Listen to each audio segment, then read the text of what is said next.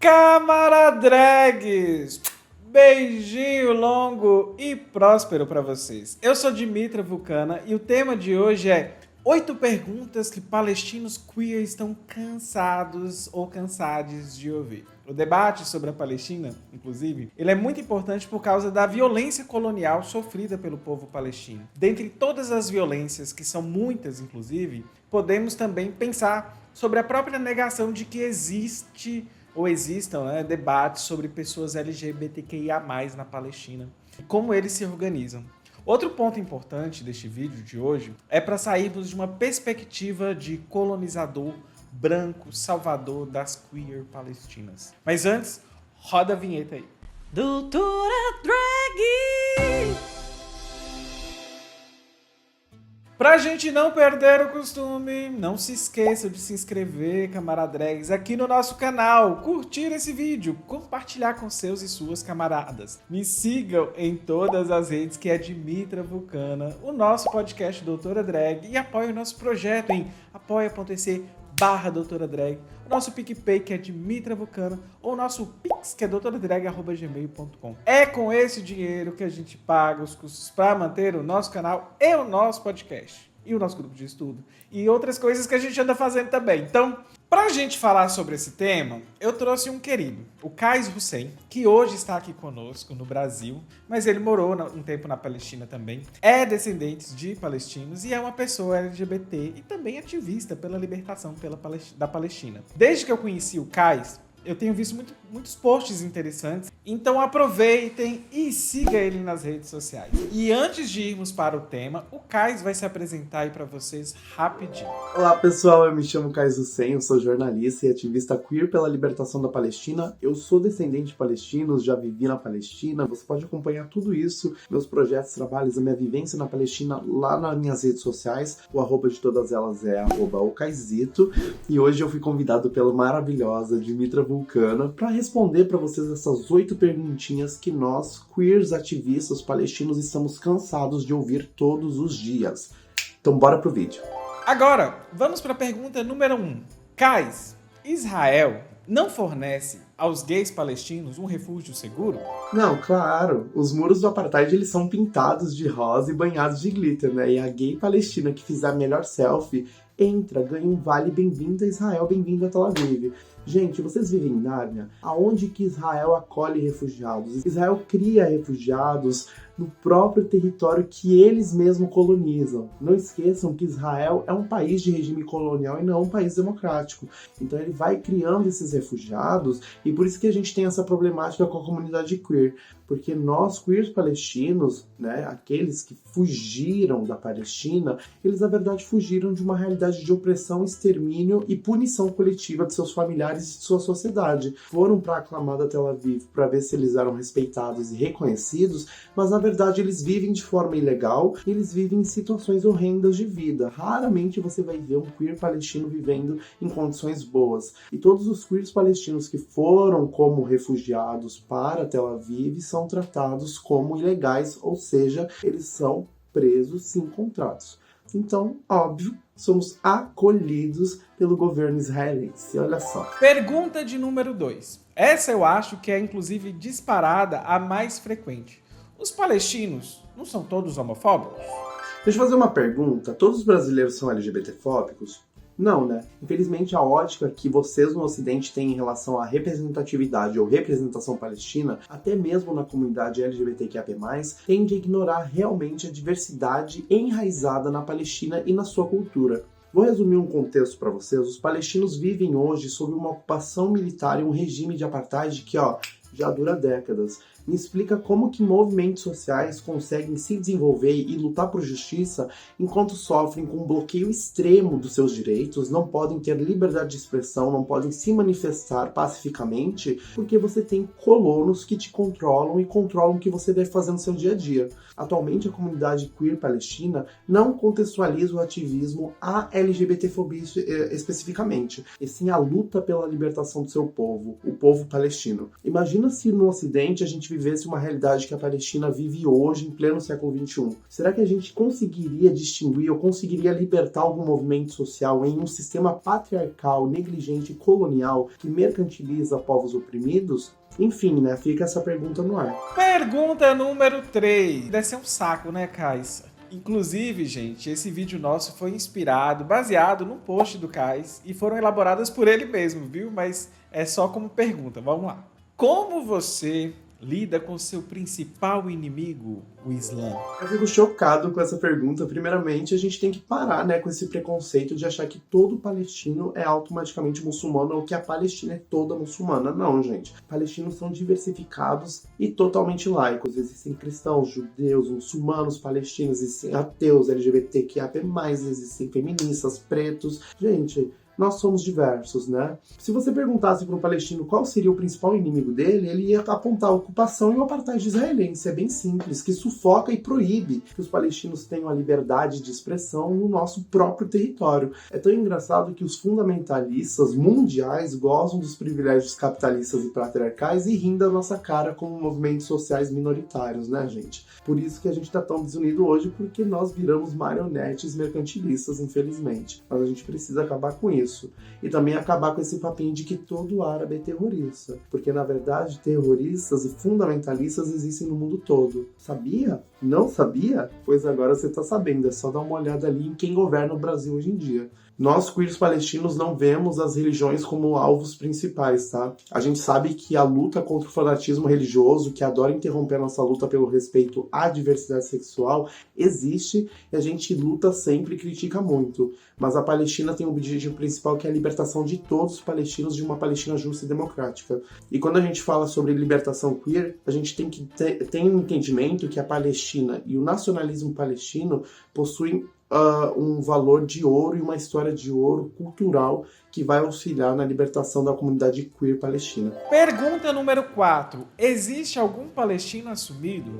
Isso é uma piada ou o quê, gente? Por acaso é obrigatório registrar a carteirinha? Sou assumido e afins? É nova lei Lumena? Por acaso eu não tô entendendo e ninguém me disse nada sobre isso? Gente, eu sou palestino brasileiro, sou assumido publicamente tanto no Brasil como na Palestina. E eu vou continuar sendo uma gay palestina assumida. Ou vocês pensam que eu contrato um carpinteiro para fazer um armário chiquérrimo com todo o luxo europeu e todo o pink money possível para eu me esconder e ficar naquele conforto? Gente, se no contexto mercantilista e ocidental a questão assumir é tão importante assim, deixe esse contexto para vocês. Parem de impor uma realidade ocidental em contextos orientais. Isso deixa vocês parecendo um bando de colonizadores, mesmo perguntando de maneira inocente, tá? Então apoiem, mas não imponha algo. Parem de ser chatos com essa questão de você assumido ou não. Bora perguntar algo melhor e mais bacana, tipo, quais são os projetos sociais que vocês aplicam hoje ou quais as estratégias para a mudança e alcance de respeito na sociedade em relação aos queers palestinos? Assim a gente fica mais bonitinho na mídia ou até pessoalmente com uma pessoa queer palestina falando e respeitando a integridade dela. Beijinhos, dica de ouro. Pergunta de número 5. Por que não há israelenses em organizações queers palestinas? Essa é a resposta mais simples que eu vou dar para vocês hoje. Se são ONGs palestinas que trabalham dentro da Palestina para palestiners, logo, os voluntários dessas organizações e as representatividades serão palestinas. A gente vai colocar colonizador para quê dentro de ONGs palestinas? Lembrando que não é um ataque à comunidade queer de Israel, tá? Eles vivem um contexto totalmente diferente, totalmente europeizado, e é muito diferente do nosso. Não se compara em nada com a luta queer e opressão que a gente enfrenta todos os dias. As realidades são diferentes, a cultura é diferente, a luta e o jeito de lutar é diferente, mas por ocuparem nossas terras, a gente não é uma sociedade única, a gente não se torna uma coisa só, porque eles são ocupadores, eles são colonizadores. A propaganda progressista de Israel não exclui magicamente toda a opressão constante que eles fazem com os palestinos. Ou seja, nada de colonizadores em ONG palestina até a libertação queer palestina e a libertação da Palestina ocorrer. Tá bom? Pergunta número 6. Imagina que uma pessoa chega pra você e fala: Kais, eu vi um filme sobre gays palestinos, Invisible Man, Bubble, Hour in the Dark. e sinto que aprendi muito sobre a luta. O que você diria pra mim? Qual filme é esse? Aquele produzido por vários israelenses privilegiados que podem acessar essa mídia de valor e que retratam o israelense como um salvador e o palestino a vítima que grita por socorro para ser salva da sua própria sociedade? Gente, esses filmes só auxiliam no silenciamento da luta queer palestina e sim, fazem parte do sistema de pinkwashing. É tudo financiado com dinheiro do governo israelense que também utiliza esse dinheiro aí para oprimir e exterminar palestinos independente do gênero ou de orientação sexual. Além desses filmes generalizarem e representarem os árabes como racistas e terroristas, né? Enfim, o cheirinho do filme hollywoodiano dentro de Israel. Não caiam nessa alienação, tá? Essa mercantilização da nossa comunidade, gente, pelo amor de todas as queers desse mundo, não façam isso. Vocês vão cair num buraco sem fim e compactuar com a colonização e opressão da sua própria comunidade em outros povos e sociedades. Por favor, não faça isso. Pergunta número 7, Kais. A luta pelos direitos LGBTQIA+, não é uma questão mais urgente do que o pinkwashing? Existem muitos grupinhos liberais na comunidade LGBTQIA+, né, principalmente nas mídias sociais, até aqui no YouTube, que querem fazer com que vocês acreditem que as pessoas queers, elas vivem nesse mundinho separado apenas ligados às suas sociedades como vítimas de homofobia. Mas a libertação queer, ela nunca vai ocorrer, e a justiça pela comunidade nunca vai ocorrer enquanto existir apartheid, patriarcado, capitalismo e outras opressões. É importante que a gente aponte e critique as conexões entre essas forças opressoras. E o pinkwashing não sai de fora dessa, né? O pinkwashing, ele é simplesmente a limpeza étnica glitterizada. Ele é um financiamento do governo israelense para deteriorar toda a questão queer que existe por justiça da comunidade, né? Que é a justiça por nosso direito de viver em paz.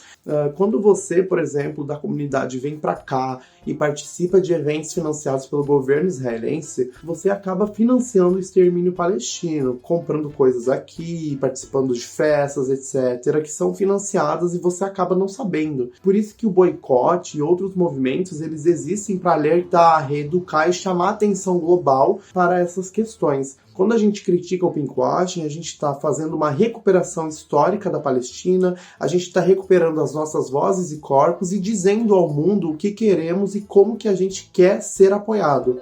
E por fim, não menos importante, por que você usa termos do Ocidente como LGBT ou queer para descrever a sua luta?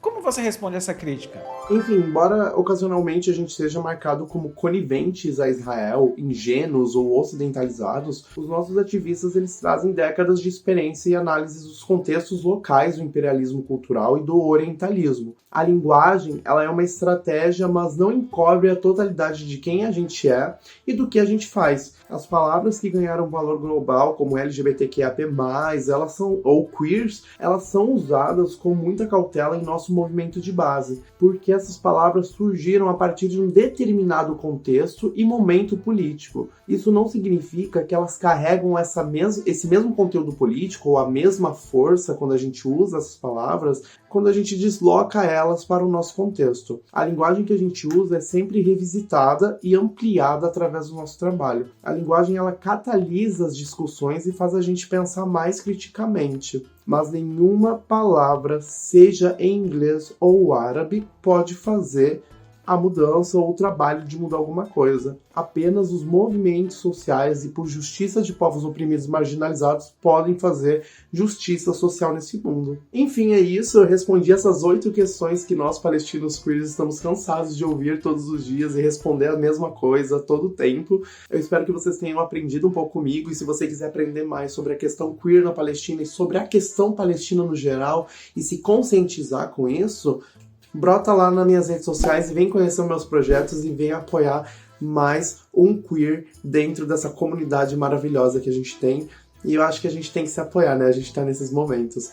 Um beijo a todo mundo. Muito obrigado, Dimitra Vulcana, mais uma vez. Seu trabalho é excelente. Acompanhem ela, comentem o que acharam, se inscrevam no canal dela. E é isso. Much love. Bye, bye.